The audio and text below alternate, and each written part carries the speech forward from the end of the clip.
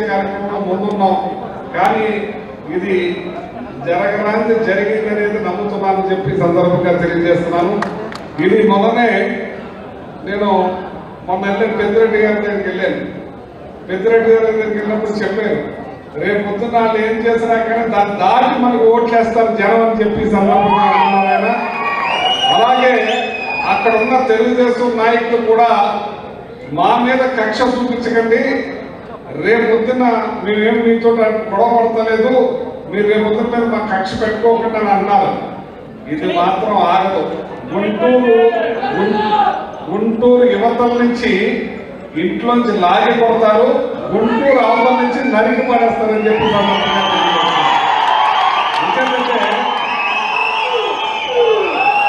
వాళ్ళ ఇంటికి మన ఇల్లు ఎంత దూరమో మన ఇంటికి అది ఎంత దూరం.